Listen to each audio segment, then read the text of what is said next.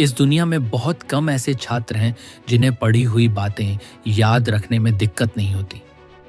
हम पढ़ तो लेते हैं लेकिन फिर भूल भी जाते हैं। तो फिर पढ़ाई का क्या फायदा? इस वजह से हमारी मेहनत बेकार हो जाती है। मैं आपको बताना चाहता हूं, अगर आप याद नहीं रख पाते तो इसका मतलब ये नहीं कि आपका दिमाग कमजोर है। अगर हमारा दिमाग हर चीज याद रखने लगे तो रोज की कई बातें हमारे साथ होती हैं और सब कुछ उलझन में पड़ जाएगा। अगर दिमाग हर चीज याद रखने लगे तो फिर हमारा मुख्य सवाल ये है कि हम जो पढ़ते हैं उसे कैसे याद रखें। अगर आपको समाधान मिल जाता है तो आपका समय बचेगा और आपके नतीजे भी बेहतर होंगे। हम जो कुछ पढ़ते हैं उसे सब याद रखना मुश्किल होता है, लेकिन इसे कुछ हद तक कंट्रोल किया जा सकता है, पर पूरी तरह नहीं।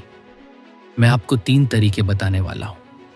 अगर आप YouTube या Google पर सर्च करेंगे तो आपको कई तरीके मिल जाएंगे, लेकिन जो टिप्स मैं आपको दे रहा हूं वो मेरी खुद की एक्सपीरियंस और काफ़ी रिसर्च पर आधारित हैं। मुझ पर भरोसा करें, ये टिप्स इतने काम के हैं कि आपका समय भी बचेगा और नतीजे भी दोगुने होंगे। पहला पॉइंट है, कम पढ़ो लेकिन अच्छे से पढ़ो। कम पढ़ो लेकिन अच्छे से पढ़ो। विल्फ्रेडो पारेटो ने इस दुनिया को एक शानदार थ्योरी दी है जिसे 80-20 नियम कहते हैं। ये नियम हर जगह हर चीज में पाया जाता है। इसका मतलब है कि आपके 20% प्रयास आपके 80% नतीजे लाते हैं। वे कहते हैं कि हमें सिर्फ 20% पर ध्यान देना चाहिए क्योंकि 80% नतीजे वहीं से मिलते हैं। उदाहरण के लिए विल्फ्रेडो पारेटो कहते हैं कि दुनिया का 80% पैसा और जमीन सिर्फ 20% लोगों के पास है। दुनिया के 80% अपराध 20% लोगों द्वारा किए जाते हैं। दुनिया की 80% ट्रैफिक 20% रास्तों पर होती है और हम 80% समय में अपने 20% कपड़े पहनते हैं। दुनिया की 80% फसल 20% जमीन से पैदा होती है। दुनिया की 80% बारिश 20% बादलों से होती है। दुनिया की 80% खोजें दुनिया के 20% वैज्ञानिक करते हैं। और सिर्फ आईटी ही नहीं, यही आंकड़े हमारे YouTube चैनल पर भी लागू होते हैं। 80% वॉच टाइम उन लोगों से आता है जिन्होंने चैनल सब्सक्राइब नहीं किया है। क्या आप उन 80% में हैं? और सबसे अहम बात, 80% नतीजे हमारे 20% काम से आते हैं। और ये नियम आपके एग्जाम और पढ़ाई पर भी लागू होता है। आपके सिलेबस का 20% हिस्सा ही आपको 80% नंबर दिला सकता है। तो आप सबसे ज़रूरी 20% टॉपिक्स चुनो और उन्हें पढ़ो। वही 20% चीज़ें आपको 80% रिजल्ट दे सकती हैं। इसे बहुत अच्छे से करो। यही हमारा पहला पॉइंट था। ज़रूरत से ज़्यादा पढ़ने से हम ज़रूरी चीज़ें याद नहीं रख पाते। परीक्षा के लिए ज़्यादा टाइम भी नहीं बचा है, तो इस रूल का इस्तेमाल करके अच्छे नंबर ला सकते हो। अगला पॉइंट है सुबह पढ़ाई करना। ये मेरा फेवरेट पॉइंट है क्योंकि मैंने अपनी ज़्यादातर पढ़ाई सुबह की है। एक छात्र जो सुबह 2 घंटे पढ़ता है और दूसरा छात्र जो दिन में 4 घंटे पढ़ता है, पहला छात्र दूसरे की तुलना में बेहतर नतीजे देगा। सुबह पढ़ाई के 2 फायदे हैं। सुबह ध्यान सबसे ज़्यादा होता है। सुबह जो एकाग्रता मिलती है वो पूरे दिन में कहीं और नहीं मिलती। और दूसरा फायदा ये है कि सुबह कोई हमें परेशान नहीं करता। माहौल शांत होता है और उस सुकून में पढ़ाई करने का मज़ा ही कुछ और होता है। सुबह 3 घंटे पढ़ो, फिर दिन भर में आधा घंटा और पढ़ना काफ़ी है। लोग 8 से 10 घंटे पढ़ते हैं, लेकिन पूरी एकाग्रता के साथ 3 घंटे पढ़ना सबसे ज़रूरी है। बाकी सब बस दिखावा होता है। हमारे प्रधानमंत्री नरेंद्र मोदी जी ने भी सुबह पढ़ाई करने की सलाह दी है। सही बात है। अगर आप सुबह ताज़ा दिमाग से पढ़ते हो तो मानसिक रूप से स्वस्थ रहते हो। जैसे बारिश के बाद आसमान साफ हो जाता है। सुबह का समय सबसे बढ़िया होता है। हम तरोताज़ा होते हैं, कोई थकान नहीं होती।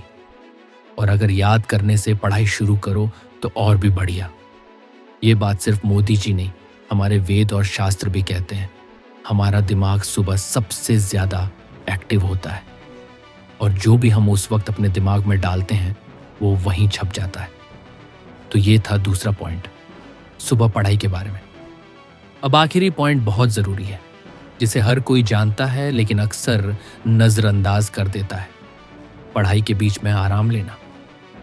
कुछ लोग आराम नहीं करते, कुछ बहुत लंबा आराम लेते हैं और कुछ ऐसे होते हैं जो बस आराम ही करते रहते हैं और उनकी जिंदगी आखिरकार रेस्ट इन पीस बन जाती है। मैं ये नहीं बताने वाला कि आपको कितना आराम करना चाहिए।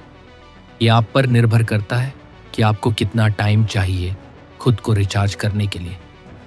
ये फैसला आप खुद करें। हमें पढ़ाई जितनी अहमियत देते हैं, आराम को भी उतनी ही अहमियत देनी चाहिए। आराम बहुत ज़रूरी है क्योंकि ये हमें पढ़ाई करने में मदद करता है। हम दिन भर काम करते हैं और आराम भी करते हैं। काम या पढ़ाई करते वक्त आराम लेना ज़रूरी होता है।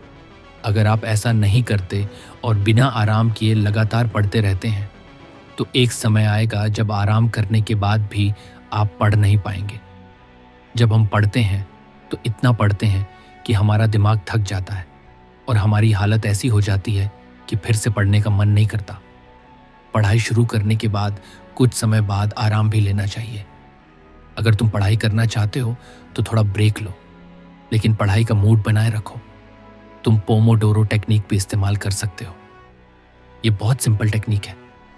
जो भी काम हो उसे 4 हिस्सों में बांट दो, हर हिस्सा 25 मिनट का।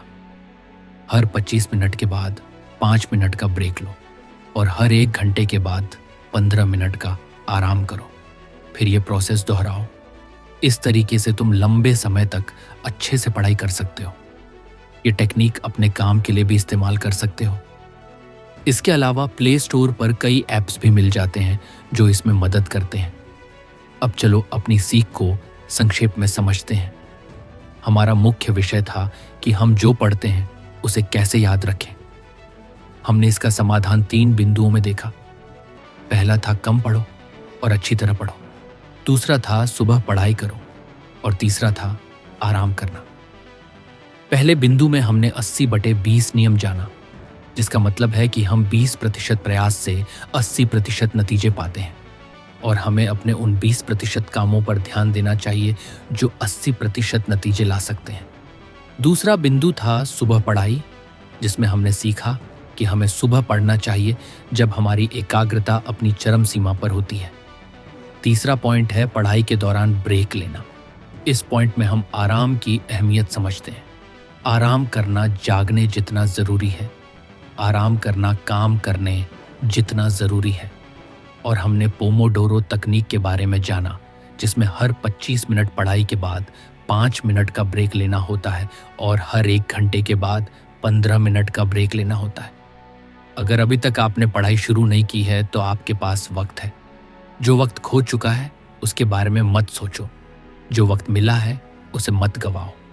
सफलता उन्हीं को मिलती है जो अपनी टाइम और हालात पर रोते नहीं हैं। अगर अभी शुरू भी करें तो भी हम कई लोगों से आगे निकल सकते हैं। चुपचाप मेहनत करो और अपनी कामयाबी से सबको आवाज दो। परीक्षा बहुत पास है, जिंदगी को बेकार मत करो बैठकर। ये जिंदगी कुछ करना ही है। अगर बादल तुम्हारे रास्ते में आ रहे हैं तो बादलों के सामने झुकने के लिए तैयार रहो। अब बात करते हैं उन 80% लोगों की जो सब्सक्राइब नहीं करते। वीडियो मुफ्त में YouTube पर उपलब्ध है। ऐसे वीडियो बनाने में बहुत मेहनत लगती है। आपका सब्सक्रिप्शन और कमेंट्स बहुत मायने रखते हैं। आगे और अच्छे वीडियो बनाने के लिए खूब मोटिवेशन दो। मैं अब आपसे विदा लेता हूँ। देखने के लिए धन्यवाद।